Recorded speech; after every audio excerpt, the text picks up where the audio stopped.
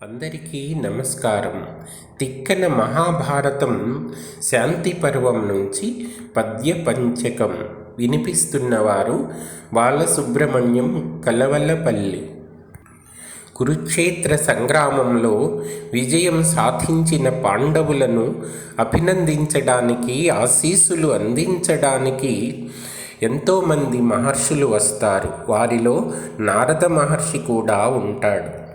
ఆ నారద మహర్షితో ధర్మరాజు ఇలా అంటాడు: కృష్ణుండు మా మీద కృపసేయుటయు బ్రాహ్మణానుగ్రహంబున అనిలపుత్ర పార్థుల పటు బాహుబలమున మేదిని అంతయు చేకురునట్టిదయ్యే అయినను అతి ఘోరమగు అఖిల జ్ఞాతివధమనరించుట వలన అధిక గుణుని సౌభద్రుని కులభూషణంబు పాంచాలి తనూజ పంచకము కోలుపోకజేసియు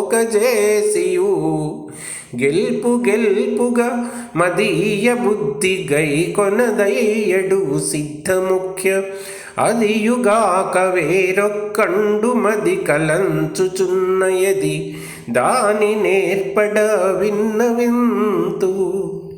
మహర్షి కృష్ణుని దయ వల్ల, బ్రాహ్మణుల ఆశీస్సుల వల్ల, భీమార్జునుల భుజబల పరాక్రమం వల్ల మేము ఈ విజయాన్ని సాధించాము. కానీ అతి ఘోరమైన జ్ఞాతివధ ఒకటి, అధిక బుద్ధిమంతుడు, కులానికి అలంకారప్రాయమైన వాడైన అభిమన్యుడు, పాంచాలి తనూజ పంచకం ఉప పాండవులు వీళ్ళందరినీ కోల్పోయాక ఈ గెలుపుగా నా మనసుకు ఒప్పటం లేదు, నా మనసు అంగీకరించడం లేదు.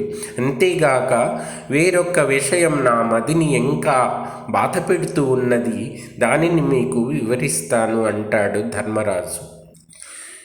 ఘనభుజ విక్రమోన్నతుడు కౌరవ కోటికి పట్టుకొమ్ము మమ్మని మనతూల పుచ్చిన మహాత్ముడు కర్ణుడు కుంతి తొల్త చూలని ఉదక ప్రధాన సమయంబున ఆయమ చేత వింటి ఆతనికి ఉదకంబులిచ్చుటకు తామము పంచుట కోరి చెప్పినన్.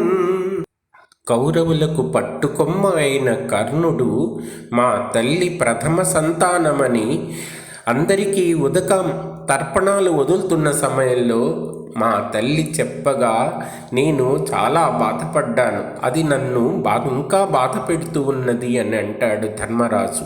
ఇంకా ఆ కర్ణుని గురించి ధర్మరాజు నారద మహర్షితో ఇలా అంటున్నాడు: గాంధీవి నవ్వ బల్కితిటు కర్ణుని చంపగ వచ్చితేని తమ్ముండవుగావు నాకు అని మూర్ఖత సోదర ఘాతినైన కష్టుండ మనంబునంతెర పెరుగు శోకమునెట్లు సహింతు తప్పెనా తండును ఏమునైన విభుత ప్రకరంబును మాకు అడ్డమే. అర్జునుడు బాధపడే విధంగా కర్ణుని చంపకుండా నీవు తిరిగి వస్తే నీవు నిజంగా నా తమ్ముడవే కావు అని మూర్ఖంగా పలికాను. సోదర ఘాతినైన దుర్మార్గుణ్ణి నేను. నా మనస్సులో పెరిగే శోకాన్ని నేను ఎలా భరించగలను? అతడు కూడా బతికి ఉంటే మా అందరికీ ఎదురు నిలబడగలిగిన దేవతలు కూడా లేరు, ఉండరు కదా అని అంటాడు ధర్మరాజు.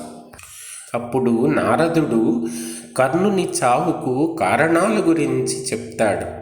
వినుము నరేంద్ర విప్పుడలిగెన్ జమదగ్ని సుతుండు శాపమిచ్చే అమర భర్త వంచనము చేసే వరంబని కోరి కుంతి మాంచే అలుక భీష్ముడు అర్ధరదు చేసే అడంచె కలంచె మద్రరాజు అనుచితమాడి శౌరి విధి అయ్యే నరుండు అని చంపి కర్ణునిన్.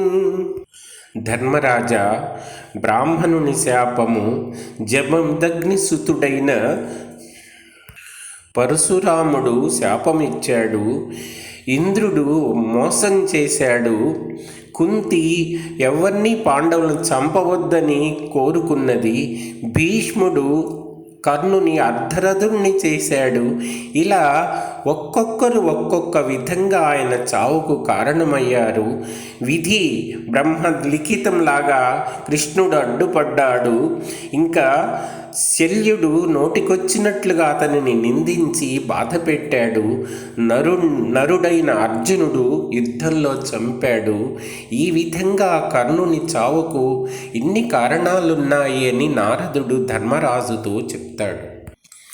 జననము చెప్పి ఏ తెలుప సత్యము సుమ్మురా, కుంతి భాషణంబని తను జత్వజాత కృప అంబుజమిత్రుడు పల్కె, ఏమిటన్ కొన నేరడయ్యే నిన్ను కూడా అర్జున్ సుయోధను బట్టి, అట్టి కర్ణునకై నీకు ఏటికి మనోవ్యత పొందగ ఇట్లు పుత్రకా.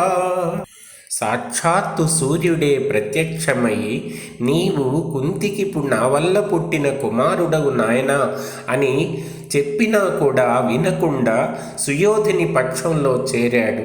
నీ వైపు రాలేదు. అలాంటి ఆ కర్ణుని గురించి నువ్వెందుకు బాధపడతావు నాయనా అని కుంతీదేవి ధర్మరాజుతో అంటుంది. ఆ మాటలకు ధర్మరాజుకు అసహ్యం వేస్తుంది. అసహ్యం వేసి నీ మంత్ర రహస్యం వల్లనే ఇంత ఘోరం జరిగింది. ఇక నుంచి నేను ఆడవాళ్లకు శాపం పెడుతున్నాను. ఆడవాళ్ల మనసులలో ఉన్న మాటలు ఇక నుంచి ఎక్కడా దాగకుండుగాక అని శపిస్తాడు ధర్మరాజు.